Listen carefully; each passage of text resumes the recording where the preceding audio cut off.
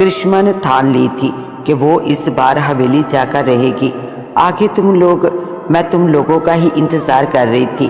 کرشما نے سیرا، عامر اور حیدر سے کہا، میں تم سب کو اپنے ماں باپا سے ملواتی ہوں۔ اتنا کہہ کر وہ سب کو لے کر ایک کمرے میں چلی گئی۔ السلام علیکم انکل آنٹی جی، کرشما کے دوستوں نے سلام کرتے ہوئے کہا تو انہوں نے سلام کا جواب دیا اور بیٹھنے کو کہا۔ کرشما نے کہا، بابا جی یہ میرے ساتھی کچھ کہنے آئے ہیں، یہ مجھے لینے آئے ہیں، میں ان کے ساتھ حویلی جانا چاہتی ہوں۔ کرشما کی بات سن کر اس کے ماں باپا کے چہروں پر خوف چھا گیا۔ کرشما تم حویلی نہیں جاؤ گی، کرشما کے بابا نے فیصلہ سناتے ہوئے کہا۔ پر کیوں بابا جانی، آخر حویلی جانے میں حرج ہی کیا ہے؟ آپ ہر بار مجھے حویلی جانے سے منع کیوں کرتے ہیں؟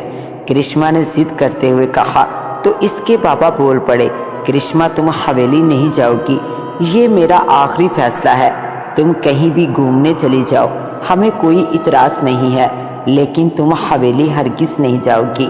لیکن کیوں بابا جی؟ کرشما نے دوبارہ سے پوچھا۔ کرشما ٹھیک ہے تم ضد نہ کرو، ہم ایک بہت ہی خوبصورت وادی ہے وہاں گھومنے چلے جاتے ہیں، حیدر نے کہا۔ ہاں یہ بات ٹھیک ہے، کب جانا ہے؟ کرشما کے بابا نے کہا۔ انکل ہم کل جائیں گے۔ ٹھیک ہے بیٹا، تم لوگوں کو میں اجازت دیتا ہوں، کرشما کے بابا نے کہا تو سبھی ان کے کمرے سے باہر آ گئے۔ یہ تم لوگوں نے کیا کر دیا؟ اگر میں مزید کچھ ضد کرتی تو بابا جانی مان جاتے، کرشما نے غصہ دکھاتے ہوئے اپنے ساتھیوں سے کہا۔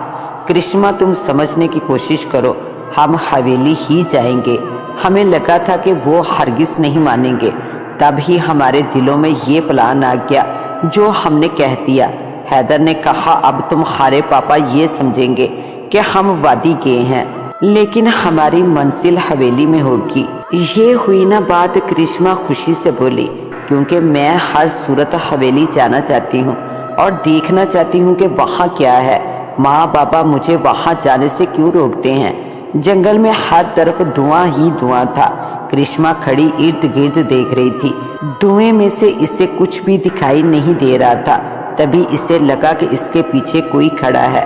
کرشما نے مڑ کر دیکھا تو اس کے سامنے ایک آدمی کھڑا تھا جس نے سر سے پاؤں تک سیاہ لباس پہنا ہوا تھا۔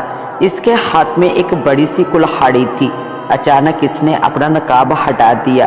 اس کا چہرہ دیکھتے ہی خوف سے کرشما کی چیخ نکل گئی۔ اس کا چہرہ بہت ہی خوفناک تھا، اس کی آنکھیں مکمل طور پر سرخ تھی اور چہرہ جلا ہوا تھا۔ اس کے دانت لمبے تھے اور منہ سے باہر کو آ رہے تھے۔ کرشما ایک دم اٹھ بیٹھی، اس نے ارد گرد دیکھا، وہ اپنے گھر میں اپنے کمرے میں ہی تھی۔ کتنا خوفناک خواب تھا، کرشما نے سوچا، پر یہ وہ خواب نہیں تھا جو میں روز دیکھتی ہوں۔ کرشما کو کئی سالوں سے ایک ہی خواب آتا تھا، وہ دیکھتی کہ وہ اپنے کمرے میں ہے، کمرے کا سامان ادھر ادھر پڑا ہوا تھا اور وہ کچھ ڈھونڈ رہی تھی۔ تبھی اسے لگا کہ اس کے پیچھے کوئی کھڑا ہے۔ وہ فوراً مڑ کر دیکھتی ہے، ایک آدمی کھڑا ہوتا ہے جس نے سر سے پاؤں تک کالا لباس پہنا ہوتا ہے اور اپنا چہرہ ڈھانپا ہوتا ہے۔ اس کے ہاتھ میں بڑی سی کلہاڑی ہوتی ہے۔